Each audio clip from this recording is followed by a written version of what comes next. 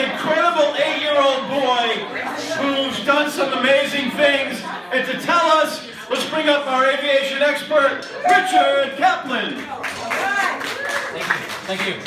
On deck, Sean Cotty coming up with another amazing rendition on the piano. But Richard, take it away. Thank you. And to all my Jewish friends out there, Happy Hanukkah. To all my Catholic friends, Merry Christmas. The skies above us are clear, so we are now clear for takeoff. Let's fly. Silencio! Now, my first story involves something that is very rare in my field, but not unusual. I actually started my passion for aviation when I was young, but this is like nothing I've ever heard of. An 8-year-old by the name of Benjamin Tridley has come up with an innovative idea for helping find airplanes that have crashed at sea. Now, not many of you may be aware, but this is a very major problem plaguing the industry. When an airliner goes down at sea, obviously the salt water affects the equipment, and it makes it very difficult for search and rescue crews such as the U.S. Coast Guard to locate these wrecks. One classic case in point was Air France Flight 443. The only reason we were able to recover this aircraft is because the tail section floated to the surface. Had it not floated to the surface, this jet would probably still be missing. What this youngster came up with is, in my personal opinion, one of the most innovative ideas I have ever seen in my 30-plus years of being in this field. And that says a lot. The young aviation enthusiast came up with an idea while watching a show on the disappearance of Malaysian Airlines Flight 370. Tridler's idea was to incorporate a system of bright orange balloons that would rise up to the surface of the ocean when an airplane crashes at sea. There would be stones at the bottom to keep the balloon from floating away. The balloon would be light enough to float in the air and be reinforced with rubber to withstand the pressures of the wind and the atmospheric conditions. Tridler, who served in the Air Force, his father, with her husband, actually the wife with her husband, stated that her son has been fascinated by planes from a very early age. Now, what makes this idea even more remarkable is that the youngster actually knows what RF stands for, which is radio frequency. I didn't even know this when I was that age. He wants to attach a transmitter to the balloon that would alert the United States Coast Guard or the various rescue authorities that the aircraft went down, its location pinpointed by geosynchronous satellite or GPS, that would allow authorities to locate the wreck within hours after the crash, which is vital.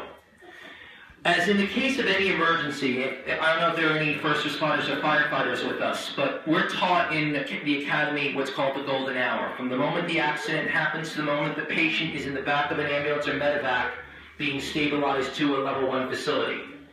The sooner rescue people can get to these wrecks, the more likely it is for us to have survivors. It is unfortunate that most crashes at sea are fatal, meaning that there are no survivors. Most of the time, these aircraft are at their cruising altitude of 37,000 feet or higher, so the death plunge is literally, as it implies, the death plunge. This kid's idea would revolutionize the way rescue authorities locate these wrecks and recover the necessary equipment so we can determine what happened. I applaud young Benjamin, and I just want to say from one aviation enthusiast to another, you are the future of this industry, and God bless you, because you're amazing. He also has a plan to revolutionize voting so we never have an incident like what we had in Florida back in 2000. He's quite a kid, I gotta tell you.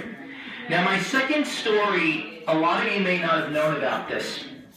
A couple of weeks ago, Qatar Airways brought in their brand new A350. Now, this is a very big deal because right now there are two major manufacturers producing commercial jets. The Europeans with Airbus and the Americans with Boeing. And they are locked in a very bitter war over who dominates the skies. I personally am rooting for Boeing being American. Now, what's interesting is that the aircraft was chartered by the National Press Association for a press flight. Airbus wanted to show off that fact that their aircraft can operate in the congested airspace of New York. Now, nobody was prepared for what would happen next. On a routine takeoff run off of runway 22 right, which is a runway that air traffic controllers at JFK happen to love. This is the runway they predominantly use at night for departures. The runway is 11,368 feet. Now I want all of you to remember that length because it's going to play a role in about 2 minutes. Now with the runway 11,638 feet, the minimum requirement for an A350 to efficiently reach V2, which is rotation speed, that is when you pull the nose gear off the runway and you rotate for takeoff. For some reason we will never understand, the computer automatically took the controls of the aircraft from the pilot and aborted the takeoff. Now imagine doing 120 miles an hour down a runway and all of a sudden within 5 seconds you screech to a halt, and you don't know why. Neither do the techs at Airbus. Now, I've been trying to contact a buddy of mine in France who works for them. They have no answer to this. Their answer is it was a freak anomaly within the computer system. We think it's a software malfunction. It's the usual mumbo-jumbo that the big companies like to give to kind of cover up the fact that somebody screwed up somewhere. Well, this isn't just a minor screw-up. There were people on this jet that wanted to get off, and Qatar Airways would not allow it. To cover up this incident, they requested that the air traffic controllers put them on another runway for takeoff. In other words, let's try this again. We screwed up once, what's the odds we're going to do it again? Now, you're a passenger on this airplane. You're scared out of your mind already. All right? You've been jolted. I have done aborted takeoffs on a flight simulator. Now try to picture driving on the Long Island Expressway at the speed of 55 miles an hour. There's a tractor trailer that spills a load and you have to slam your brakes full force.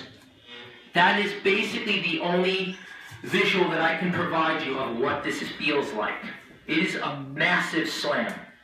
It is high pressure on the landing gear, it's high pressure on the brakes. A buddy of mine at Port Authority said that one of the tires bursted on the force from that aborted takeoff.